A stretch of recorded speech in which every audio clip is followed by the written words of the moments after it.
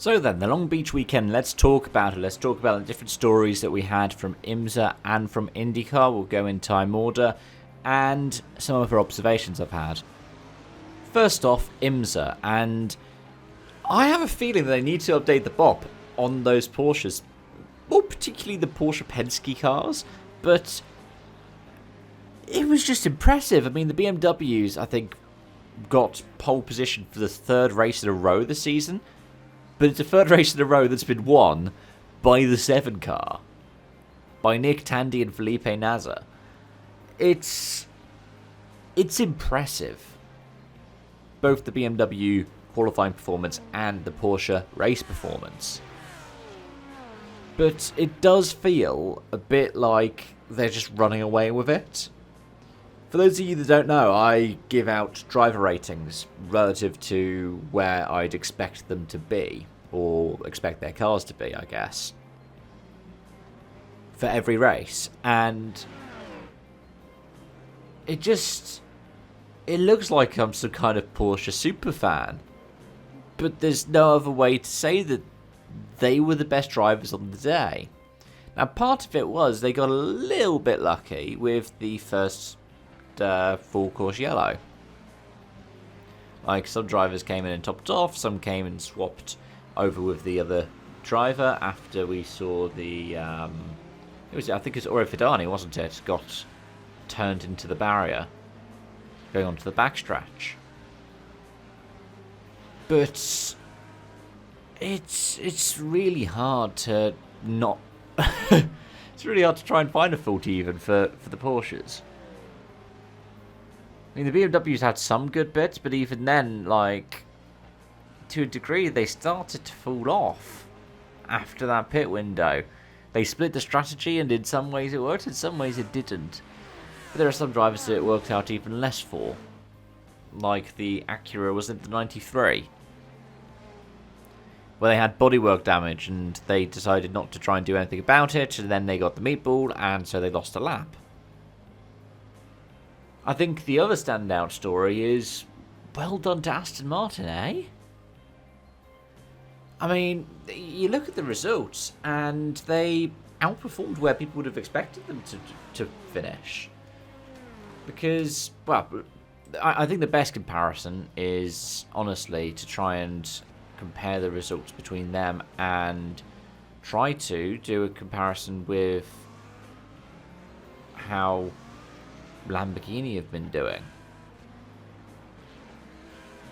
But, I mean, I don't think Lamborghini did show up, did they, last year? Because I think they only did the endurance races like they are this year. So, I guess the main thing that you can do is try to compare it to the best finishes that Lamborghini ended up having over the course of the season. And they got a best finish of, 7th at Sebring last year. Now, this is a brand new car as well, the Aston Martin. It's a full LMH, so it's not like the LMDHs that the most of the GTPs are. And they've already gotten a 9th and an 8th in their first 2 appearances. That is altogether quite impressive. The main reason why Lamborghini are scored ahead of Aston Martin in the Michelin Endurance Championship is because Aston Martin didn't do Daytona.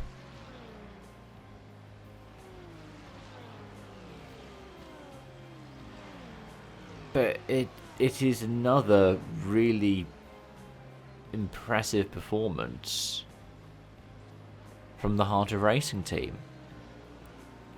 I look forward to seeing what they do in future races. But yeah, the INDYCAR race, and that was almost equally as impressive in some places. Carl Kirkwood being on pole and winning the race. I think, was it 3 of the last 8 winners were people who won from pole, and Carl Kirkwood was one of them. But then you look at the rest of the top 4 even, and none of them have won races at Long Beach before. Alex Palou was looking for a 3-peat to start the season. Ends up falling, well, it was 2.7 seconds shy in the end because Kirkwood topped out at 3rd gear coming out of the final corner because he was celebrating prematurely. Lundgaard got third off of Rosenqvist right at the end as well. And Rosenqvist, that was a really good performance. He's been doing really good performances with the Meyershank car so far this year.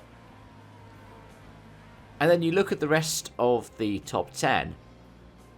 The two Penske's are really close together. Will Power and Scott McLaughlin. And it looked like McLaughlin was just holding on to get the 5-6 for Penske. It was a good job by both of them. Will Power's had a topsy-turvy start to the season, so to be able to do that, he started 13th in this race still. It's a really good job. Then you have Colton Herta, who fell back having started second, and Scott Dixon. And then off the back of them, you had Stingray Robb and Kiffin Simpson. Both of them picking up their best finishes in IndyCar. At one point, Stingray Robb was... Did he end up... Yeah, he ended up leading a dozen laps in the race. Kiffin Simpson led a couple as well. I was almightily impressed with both of them because you usually expect to see them, well, on a good day, you'd expect to see them around the 15th mark. And here they were, just the tail end of the top 10. And if the race had unfolded for a few more laps in the kind of way that it was, you could have probably seen them make a move on a Scott Dixon or a Colton Herta. It was incredibly impressive. And then behind them, and if you're somebody who's watched the channel for a while, you know I've been quite critical of the guy in the past. Santino Ferrucci, who started way down at the back. He started last. He started 27th. He had a good day, didn't he? Ran in the top 5 quite a while because of the offset strategy. And delivered a decent finish at the end for Foyt. Really outshone Malukas on the day. Which then I guess raises the question, like, it was a fun race to watch. Both of them were. But was there one that was noticeably better than the other? In some ways, I tend to prefer watching IMSA over watching IndyCar. It's just a thing of sports car and prototype racing has gotten my attention more and more over the past few years. I think the current GTP formula, or the LMH LMDH as we call it over here in Europe, it's been really successful. And the GT3s are just proving more and more and more successful as time goes on. But at the same time, there's something impressive about the full 90-lap race in IndyCar going without caution. I think they said it's the fewest cautions they've had in the first few races of an IndyCar season for over 50 years. I think they said 1973. Which, bearing in mind, is before F1 had permanent safety cars. It's really well done. And in a week where NASCAR had, one non-stage caution in the Food City 500, then F1 had the safety car period that it did in Bahrain. It's really impressive. And it tells you the quality of the drivers they have at IndyCar. That they can do a race like this around Long Beach for 90 laps. And not bring out the pace car. I don't know, those are just my thoughts. Let me know yours in the comment section down below. Thank you so much for watching, folks, and until next time, it's bye for now.